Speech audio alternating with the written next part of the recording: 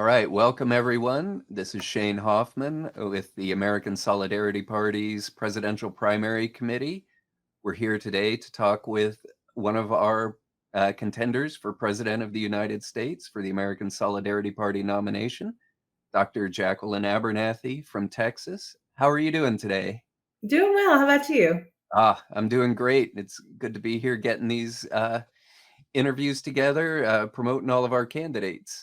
And we have quite a few. I'm Uh, really pleased to uh, see how many people are bringing their strengths to the table this time. That's awesome. Yes, indeed. Let's just go ahead and jump right in here. Uh, we're going to get a little background information about our candidates today. Tell us a little bit about yourself and how you came to find and join the American Solidarity Party. Well, I guess chronologically is the right way to go on that one. Let's present day. I am a wife and a mother. I was a professor, Master's of Public Administration at a university here in Texas for a while for family reasons, because my domestic church comes first.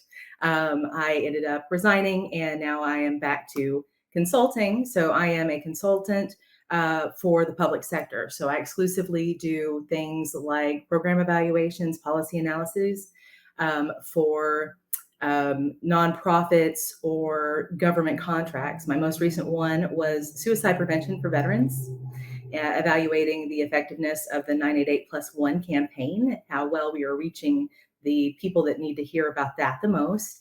But my work is pretty diverse, and it's on both ends of the spectrum. Was a expert witness several times for state attorneys general when the abortion industry would sue, saying a law is not constitutional, needing a scholar with published research that they could look to rebut the claims that were being made by the abortion industry. So I've got that. I've done some stuff at the UN on anti-euthanasia.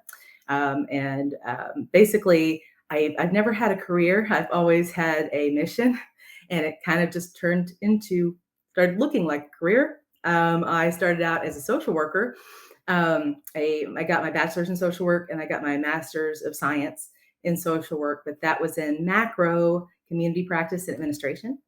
And I learned pretty soon that I needed policy as well, which is why I ended up getting a PhD in public administration and management with an emphasis in public policy, particularly bioethics policy, public health policy.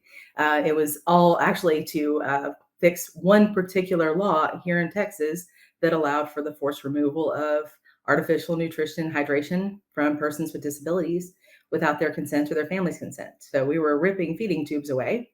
And that was unconscionable to me, and I made it my life's pursuit to fix it.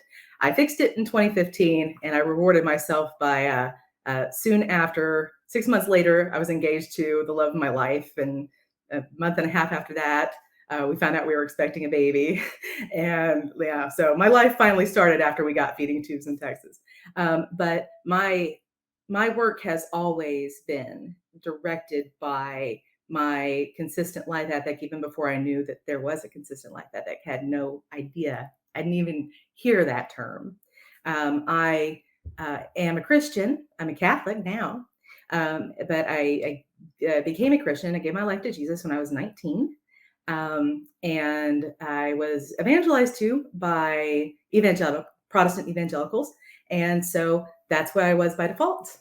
And it's always fun when anyone assumes that I'm, my Catholicism is pushing my political agenda and my activism, or, really, I became Catholic because of my beliefs, not my beliefs are leading me to be, my policy is not informed by my Catholicism. My Catholicism was actually, I was led to that by the fact that it's the only thing that conformed with my consistent life ethic.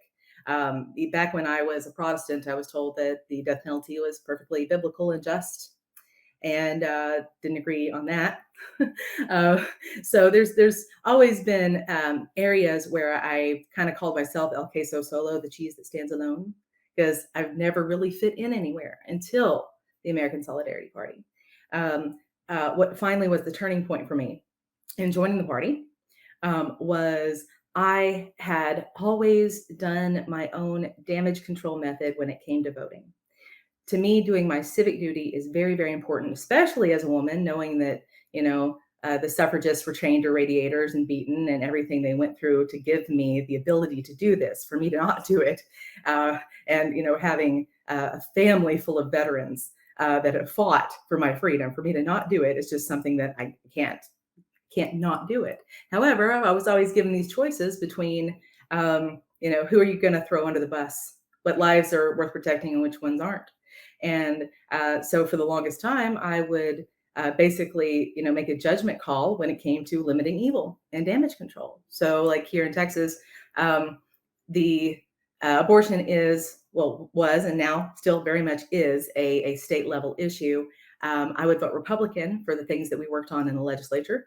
But I would vote Democrat for the Texas High Court of Criminal Appeals because that's where all the death penalty cases would go. And their stance on abortion, being Democrat, didn't really matter in that case. So I'd always had to, play this game of, trying to figure out how to do the most good and the least evil with who I voted for. And the turning point for me was not McCain, voted for McCain. And that was actually the last time I voted for a major party candidate in an election. It was Mitt Romney versus Barack Obama. And what I could not grapple with was how they were campaigning out of both sides of their mouths. They made it a point to bring up abortion exceptions for rape and incest, which completely undermine any argument we have for protecting human life, because those conceived in rape and incest are just as human and have just the same right to live free of violence as those conceived in any other way. And Paul Ryan, VP, was doing a debate and was making this case about, seeing their baby on the ultrasound, but then he would wedge in there the rape and incest exception. So made it a point to mention it. And it bothered me. So I'm like, okay, they're trying to gain points on this. And to me, that was not something I could reward. I could not reward people campaigning on, I will save lives, but also I will still let you end some lives. In fact, there was a campaign commercial that Mitt Romney did that had a suburban mom, and her child was coloring at the kitchen table. And the mom says, I heard Mitt Romney is extreme on abortion, but that's not true. Mitt Romney is actually okay with abortions being legal in the case of rape and incest. And isn't the economy more important? And then, of course, voiceover, I'm Mitt Romney and I approve this message. And I'm like, okay, no, I'm not going to reward that with my vote. Not going to do it. Also, didn't like the idea that this was probably the least pro-life bona fide that we had as a presidential candidate. He had done a lot of flip-flopping. And I said, I don't know how it could possibly get any worse than what we have right now, but I'm telling you it will.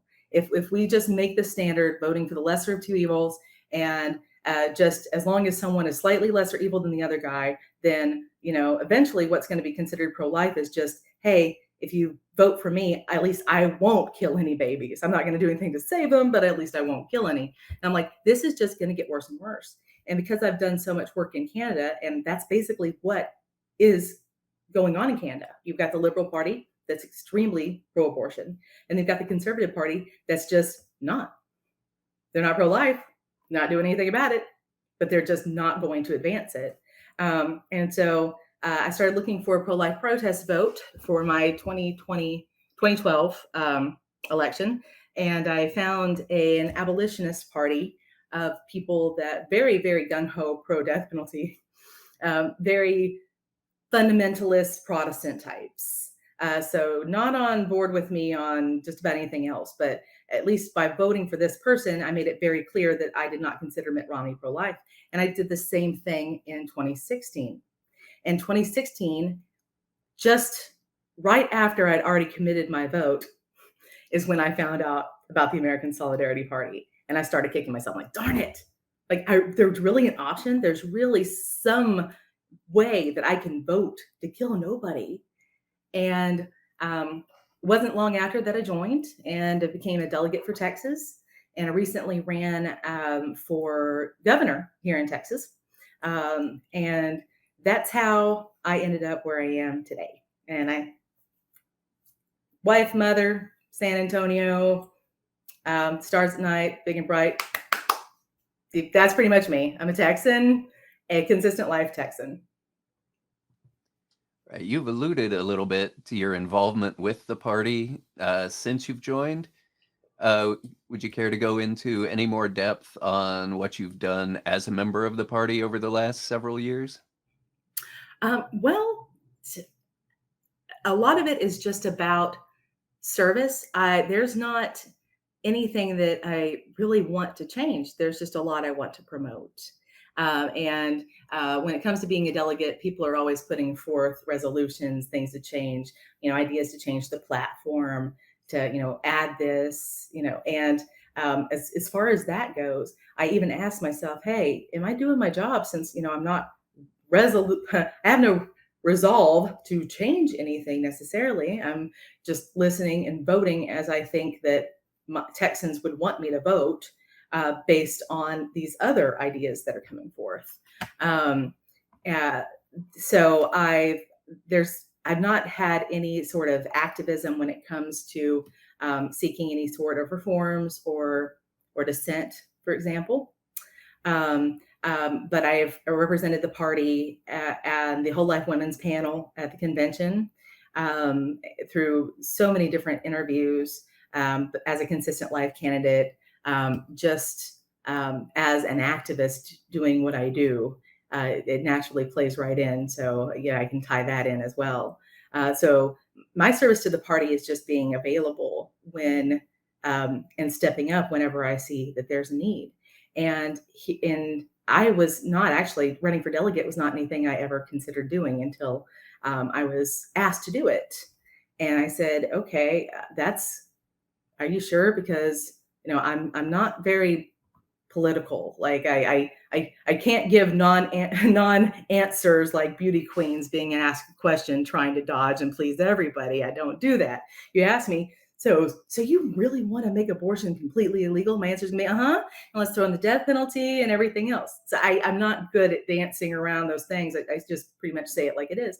And they said, no, this is precisely why we want you to run. And when I was asked to run for governor, because I've been passing laws here in Texas since 2003, and there was no one else that was wanting to step up in that role. I was going through a unprecedented personal hardship. My late sister now, was battling cancer at the time, and we quit our jobs and moved 250 miles away to be with her through all of it. And so I'm like, this is just, I've got two small children. I'm rebuilding a consulting career. I left halfway to tenure from my academic job. This is just not a good time for me. But I stepped up because I remember saying, somebody has got to go up against Abbott and O'Rourke. Someone has to. And anytime I say somebody has to do something, it always ends up that somebody is me. So I should have known it was coming. So my involvement was just, where am I needed? What can I do? What can I bring to the table? How can I advance the cause? And it was that motivation that led me to where I am today, which is running for president. Yeah. Well, that actually leads very well into the next question, which is what made you decide that you needed to run for president of the United States and for the nomination of the American Solidarity Party? It was a absolute revelation, and just it hit me one day. And I remember being pleased when I saw that Mike Vick was running.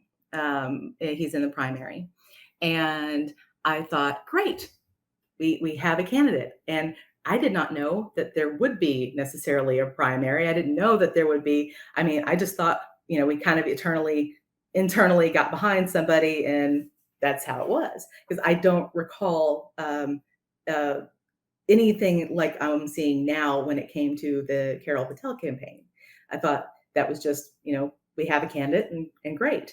And I never want to compete with my fellow Pelicans. I only ever want to support them. Um, and so when I saw that he was running, my first instinct was relief, like, oh, great, I'm off the hook. This is good. This means I don't have to. We've got Mike. That's wonderful. And then I was uh, asked if I would consider running for president. And my response was, well, no, we already got it. We got Mike, right? And then it was brought to my attention, well, there's more than that. There's other people that are throwing their hats in the ring. And my response was, well, great. I just want to support, and these are all people that I can see myself easily voting for. There's no need for me then. And then I was asked, well, would you consider VP? And it was that question that got me to think. I looked at the optics of me running as VP. And just because we don't have the same, it's not like Biden Harris where there's clearly seniority, right? There's clearly somebody that's been in politics longer. We're all newcomers here. And so I thought, having a woman, especially a woman that's got name recognition because she's just ran for governor, it's got campaign experience, having a woman that's, got the highest possible education on public policy that there is to get. When you have a woman that's, clearly competent at running as VP next to somebody else that's, as competent or, maybe even less competent, it just looks bad. It just looks like it plays directly into all of those stereotypes that are not true about, believing that pro-life is just men wanting to control women. And when we choose to put a man in charge of a woman, then even though that's not true, it is a myth, it plays into that. And it made me think about the political climate that we're dealing with. And that is that we've had a lot of sexism associated with the anti-abortion message, just courtesy of Donald Trump. And then, of course, with the Kavanaugh confirmation. So I've seen a lot of pro-lifers make excuses for, horrible crimes against women because of abortion, where people were saying that, sexual assault is bad, but, abortion is murder, abortion is worse. And that really did play into, believing that, okay, these people only care about unborn babies. They don't care about women. And then Donald Trump saying that he wanted to jail women for having abortions.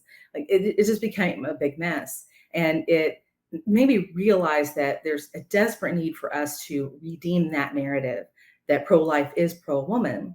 And as a pro-life party, the best way to do that is to have female leadership. And then I started thinking of all of the publicity benefits, all the fundraising benefits that would come from having the first female pro-life presidential candidate. That is such an edge. Anything that's a first this or a first that is fodder for journalism. It's unique, it's anomaly, it's novel. Having a female VP is not. It's been done. Ferraro in the 80s, Palin, and then, now we have a female VP in the White House. So that is no longer considered newsworthy whatsoever. Having a pro-life female presidential candidate would, because by default, so far only the presidential candidates we've had, Hillary Clinton, Jill Stein, they're ones I can think of, not Victoria Woodhull, because, she was a suffragist. I'm talking about recent days. Those have all been by default expected to be pro-abortion. And so having someone who's pro-life and also turn stereotypes on their head in that, okay, this is a pro-life woman that's, not wearing a Handmaid's Tale outfit. This is a pro-life woman that's, not oppressed and, been told that we can only succeed with abortion. We have to have abortion if we want to become doctors and lawyers and successful and whatever. And here I am, hold my beer. Never needed abortion. And I challenge that just by my existence. So pro-life feminists tend to get a lot of attention in that regard too. And so what inspired me to run was just that I feel like it would be a wonderful edge for our party to have, to show the human dignity, to show that we are pro-woman, to have the credibility associated with having a woman deliver arguments against abortion, because abortion predominantly affects us. So this is what is really what inspired me to run. The benefits of running were just too good to pass up, especially since they only come once every 4 years. And we're post-Roe now. And, so we only have once every 4 years to make this, monumental mobilization together behind one message, behind one person, where all the news outlets are now relevant, right? So not just the ones in Texas, like with my gubernatorial campaign, everywhere. That to me was too good an opportunity to pass up. And I encouraged other women in the party. I'm like, yeah, we need more women running, because how fabulous would it be also for a 2-woman ticket? That would be incredibly effective when it comes to getting more publicity. The first 2-woman ticket in history, that would be absolutely unprecedented. So that's what inspired me to run. Right. Now, and you kind of alluded to this already, but one of the things we see in the other parties is they tend to sort of tear each other down when they're trying to push themselves up. But with that in mind, what do you feel makes you best suited to represent the party on the national stage? Yeah, they do that because they're deflecting. They do that because they have to. Because when someone calls out the hypocrisy of, okay, you claim that human life is precious, but what about those on death row? Then the only answer that they have is, okay, well, who are you to tell me anything? Because we've got innocent unborn babies that you have now convicted of capital crimes they didn't commit. It's just their way of going back and forth. I don't have any, even if I wanted to, I don't have any negative way I can campaign against my fellow Pelicans. I do believe that I can represent the party best just because of the street cred I have built up as an activist on just about darn near everything I can imagine.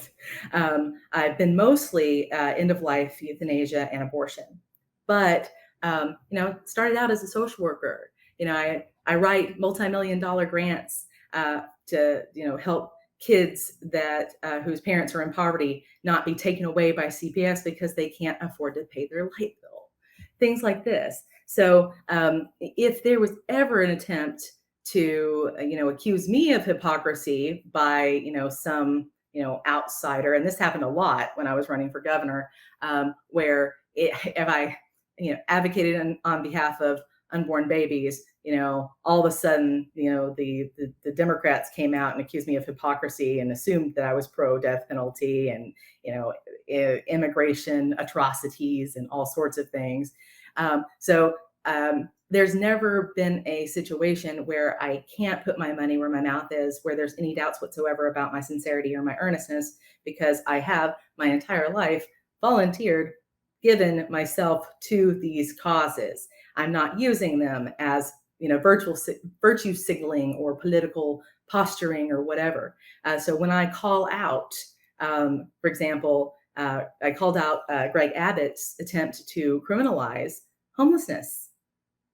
When I did that, I can back that up with years of working towards with advocacy for homeless populations, right? So this is not just me trying to get a jab in at a political opponent. This is something I truly care about, and I don't bring up my experience whatsoever because I don't want it to look like I'm trying to win any points based on anything that I've done. But the fact that I have it, I think, is makes me an excellent representative. The fact that I am completely on board with every area of the platform, but because I have been an activist for all of these different areas is, I think, what sets me apart. All right, thank you. And now we're going to move on to our last question, which is directed to people who are not yet able to vote. Maybe they've just lapsed their membership or they're still considering joining the party. What would you want to say to the people who can still join the party in time to vote for you on May 24th? I've already spoken with these people that have contacted me. I've gotten messages from people I don't even know, um, saying, "Hey, I'm not a member, but I'm going to join so that I can vote for you." And my response to that was, "Wow, the fact that anybody would pay $1 in order to vote for me is probably the most high praise I can ever have imagined myself getting." Um, um, uh, and I've seen a bunch of people actually say that, wasn't, I've been looking at the party, I lean that way, I really wasn't ready to join, but now that you're running, I'm going to. And so I've gotten about 5 such emails from people. Um, and then some that were, just people I know that were kind of on the fence were now, decidedly off the fence. I got one that said, "Okay, so you're not at war with Disney. You're not Trump. You're not Biden. Um, yeah, yeah, I want to vote for you. How do I get you the nomination so I can vote for you?" If there's anyone considering joining in order to make a choice on who gets to represent the party in 2024, and might do that in order to vote for me, my response to that would be thank you. I think that the benefits are far more than that. It wouldn't be that you would be joining the party in order to vote for me. It would be the ability to be a part of something bigger, to have the camaraderie, to have the shared values, to have, the closest that I have ever known to a tribe.